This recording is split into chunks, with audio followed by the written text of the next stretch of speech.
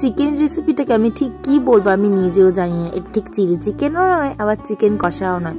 তো চলো আজকে রেসিপিটা তোমাদের সাথে শেয়ার করবো। আর রেসিপিটা যা দুর্দান্ত হয়েছে সেটা তোমরা কালার দেখেই বুঝতে পারো। প্রথমে এখানে 750 চিকেনের মধ্যে আমি পরিমাণ মতো লবণ মাখিয়ে নিচ্ছি। তারপরে এর মধ্যে দিয়ে দেবো রসুন বাটা, আদা বাটা। এবারে একটা কড়াইয়ের মধ্যে সর্ষের তেল দিয়ে দিচ্ছি, আর তেলটা গরম হয়ে গেলে দিয়ে দিচ্ছি পেঁয়াজের কুচি। পেঁয়াজের কুচি দিয়ে একটা গোল্ডেন ব্রাউন কালার হয়ে আসলে দিয়ে দেবো আদা বাটা, তারপরে দিয়ে দিচ্ছি রসুন বাটা।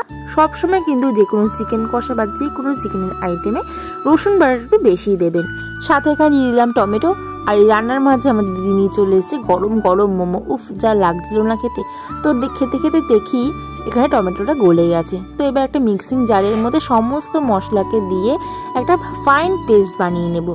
তো তারপরে আমি এখানে কিছুটা ক্যাপসিকাম আলাদাভাবে কেটে রেখেছিলাম, সেটাকে জাস্ট একটা সটে করে দিচ্ছি নুন দিয়ে। তারপর এটাকে তুলে রেখে দিয়ে যেই বাটা মশলাটা আমি বেটেছিলাম সেটা আমি আবার কড়াইয়ে দিয়ে দিলাম। কোনো আর তেল অ্যাড করার দরকার নেই, যথেষ্ট তেলের মধ্যে ছাড়বে। তারপরে দিয়ে দিলাম হলুদের গুঁড়ো, লঙ্কার গুঁড়ো, আর এটা হচ্ছে শেজওয়ান সস। এটাও দিয়ে দিয়েছি কারণ শীতকালে না বড্ড ঝাল ঝাল খেতে খুব ভাল লাগে। ব্যাস, তারপরে যে ম্যারিনেট করা চিকেনটা ছিল সেই সমস্তটাই দিয়ে দেবো। এই যে জলটা পড়লো সেটা কিন্তু আদা রসুনের জলটা, এটাতে কিন্তু একটা বেশ আলাদা ফ্লেভার এনে দেবে। আর মাংসটাকে আমি ঠিক কষিয়ে নিয়েছি, কোনো রকম আলাদাভাবে কিন্তু জল অ্যাড করিনি। বেশ কষাতে কষাতেই যা জল ছেড়েছে তা দিয়ে আজকে চিকেন কষাটা পুরোপুরি তৈরি হয়েছে। তারপরে এখানে দিয়ে দেবো ক্যাপসিকাম কুচিটা, আর তারপরে কিছুক্ষণ ফুটে আসার পরেই দিয়ে দিচ্ছি এখানে গরম মশলা। আর 5 মিনিট ওয়েট করলে আমাদের চিকেন কষা বা চিলি চিকেন একদম রেডি। আর সেদিনকে রাতে হয়েছিল আমার দিদি বানানো গরম গরম রুটি, আর যা নরম হয়েছিল রুটিটা দেখতেই পাচ্ছ, একদম হাতের মুঠোয় চলে এসছে।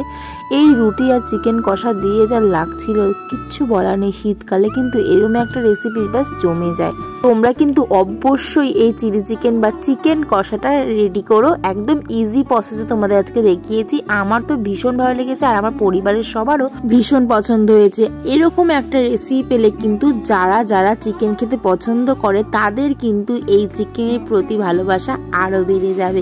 তাই দেরি না করে আজকে রাতেই বানিয়ে ফেলো এই রেসিপিটা। আর অবশ্যই আমায় কমেন্টস করে জানিও যে আজকের ভিডিওটা তোমাদের কেমন লাগছে।